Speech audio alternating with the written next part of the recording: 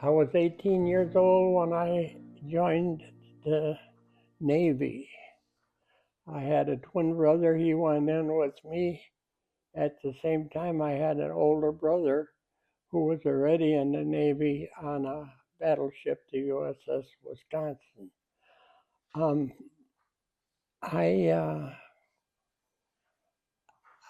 I adapted to Navy life pretty good. It's different, but um, it was an experience I was looking forward to. A good friend of mine had died on Iwo Jima, and I just wanted to get into it. I was in high school. I was in the ROTC program, and I was on a drill team, a rifle team, and then we took and you start out. I started out in sophomore, junior, and senior, and you get advanced in rank as you go through that. Before I entered the service, I had graduated from high school. I was going to Milwaukee Area Technical College, MATC, to get a 2-year associate degree, and I was working several different jobs. I had just graduated from MATC with my associate degree when I received a draft notice to come into the Army. Well, actually, just before I entered the service, was a very interesting year in 1967. I had gotten married in May. I graduated from technical school in June, and in August I got the letter from the government saying that they wanted to draft me into the military. So in August of that year, I was inducted into the United States Army. Before I entered the service, I was a student at Milton College, a small liberal arts institution founded on a bluff in southeastern Wisconsin in the 1840s and run on the same principle for over 100 years.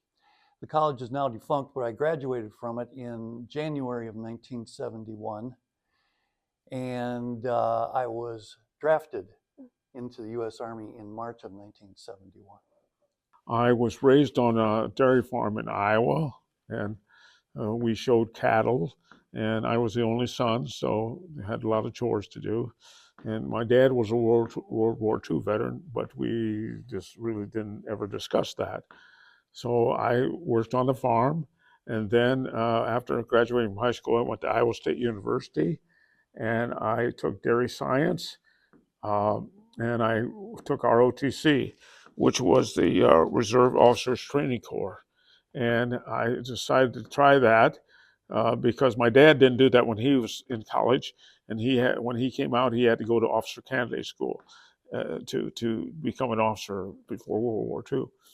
Well, when I first enlisted, I went from there to Fort Knox, Kentucky. That was my basic training. And it was kind of different, but it was good.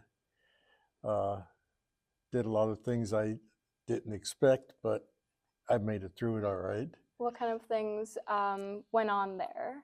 Oh, learning to fire a rifle, a lot of PT and exercises, learning to clean, which I never did before. But yeah, it was, a good training, for me.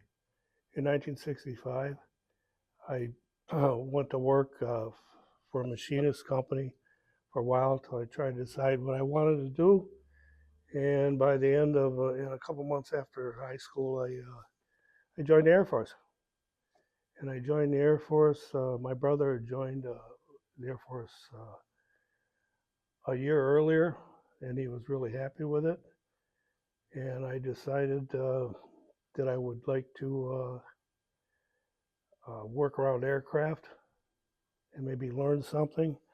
And that was the big push in 1965, was to build up all the militaries at the start of Vietnam. So I decided I would go in the Air Force. It's a 4-year enlistment as compared to 2 or 3 in the other services, but maybe I would learn something, it would be more interesting. So that was my decision to do that. Texas was the biggest thing I had to get used to was the weather. And you took in going into a different field than what you expected, you had to learn everything all over again. on the classes and all of that. And you didn't know, like, excuse me, in the missile field, you had radar, which is a ISC area, that's the fire control area. And then you had the launching area. That's where the missiles were kept. And you actually had to learn both jobs. And that's why that was 10 weeks long. I went to Vietnam from August of 1968 to August of 1969. In 1968, the 1st Cavalry Division was assigned to Quang Tri Province of South Vietnam, and that is the northernmost province of South Vietnam along the border with North Vietnam. That's where I spent 1968 working in the villages and working with the Vietnamese militia, the Vietnamese army, the Vietnamese government people, and the American advisors to them, as well as working with the 4 battalions of the 2nd Brigade. Mhm. In 1969, the 1st Cavalry Division was totally relocated to 3 Corps, or northwest of Saigon, along the Cambodian border, and that's where I spent 1969, doing similar things, but in a different part of Vietnam. Oh, sure. Well, you adapt there because you have to. But I met a lot of good fellas there that we were training with. We had a unit of 48 guys that trained at Fort Benning, and I was introduced to this dog right here. His name is Duke, and he was a white and black German Shepherd, and he didn't have any training whatsoever. So for the first 4 weeks, 8 hours a day, 6 days a week, that's all we did was work on obedience. And at the end of the 4 weeks, we had those dogs lined up 50 yards away, taking hand signals. And then after that, we worked maybe an hour or two still for the rest of the 8 weeks that we were there on obedience, but more so on our mission, which is for them to try to pick up scent of personnel of personnel in the area, or scent left behind on booby traps or in tunnels and what have you. I reported to Minneapolis, Minnesota to be inducted into the service. And I took a bus to Fort Leonard Wood, Missouri, where I had basic training. So at basic training, you get your hair cut. Mhm. You kind of get your identity immediately changed in the first day. You know, they cut off all of your hair. They take away all your clothes. You wear an Army uniform. You march. You learn how to march. You eat in a mess hall. Everything you do with your unit. It's the gradual kind of indoctrination into military life. I went out to, like I said, we used to take hot meals out to them. And at the time that I was taking supplies out in a hot meal to them, the helicopter was coming in to land. And they were just about maybe a couple feet off the ground, and they started to take fire. And the gunner said, get out. And I'm like, okay. And he basically pushed me out, and the supplies and the food and everything, because we were taking gunfire from snipers. And there I was laying out in this field, and all of a sudden there was grenades going off and mortars, and I got fragmentation from the mortars in my back. Mhm.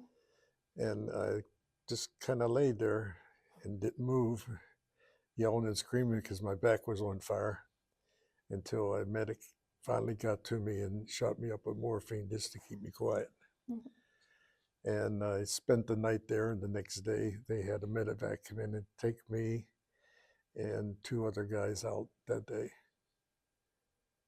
I think my most frustrating assignment was also my favorite because it challenged me. It was what I spent 2 years in Korea as a munitions staff officer on the Combined Forces staff.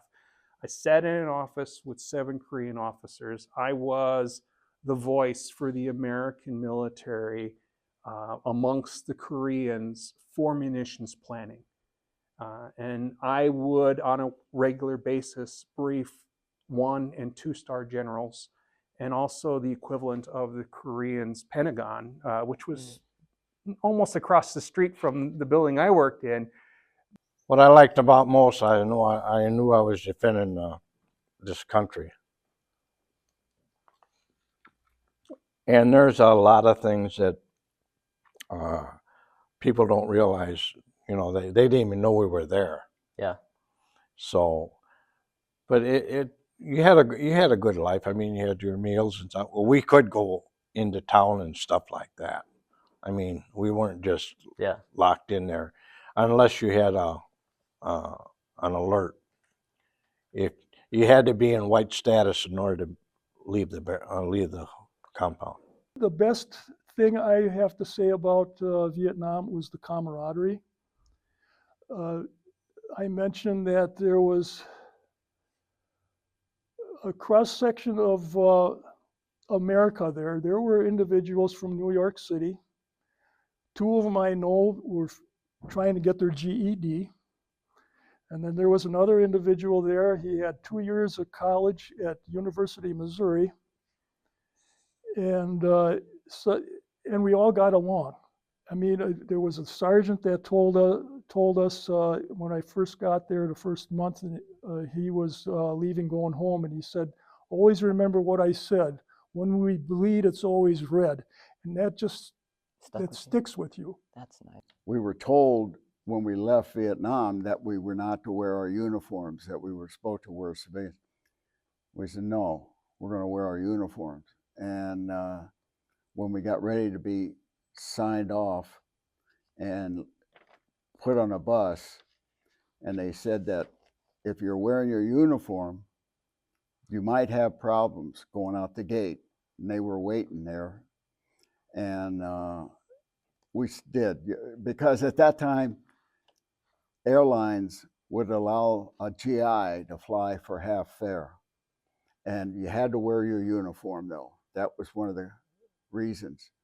And I had done my time in Vietnam, and I wasn't going to be pushed around and denied the right to wear it. And that's the way it was, so.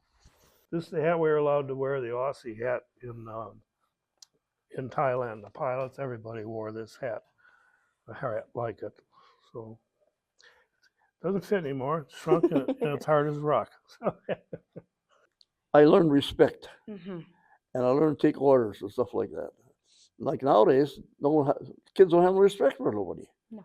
And I learned that in the service. I think anybody wouldn't hurt them to go to service for a year and a half, so they learn a little respect. You know, I respect my father and mother. We lived at Genesee Depot, a little place out there. We had no running water. We had no toilet inside the house, no nothing. And my mother had 7 kids. Wow. No, so I think I had a pretty good life.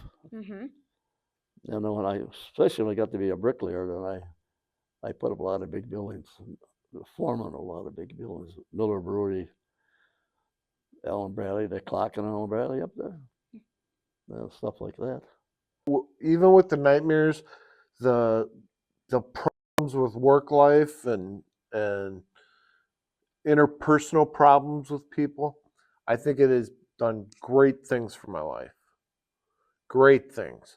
I've learned to appreciate people and things.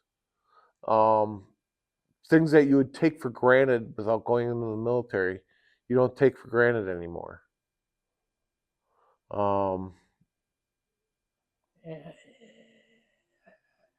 I'm glad I was in the service.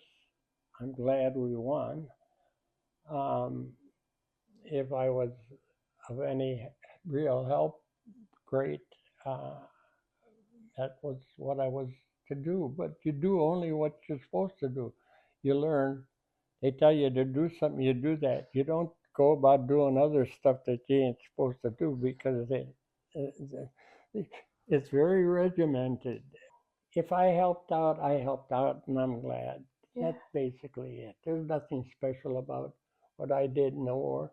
I see on television these poor guys that come back with both legs gone, both arms gone. Geez, those are the heroes. I'm not a hero. I think that the younger generation needs to know, maybe some of this,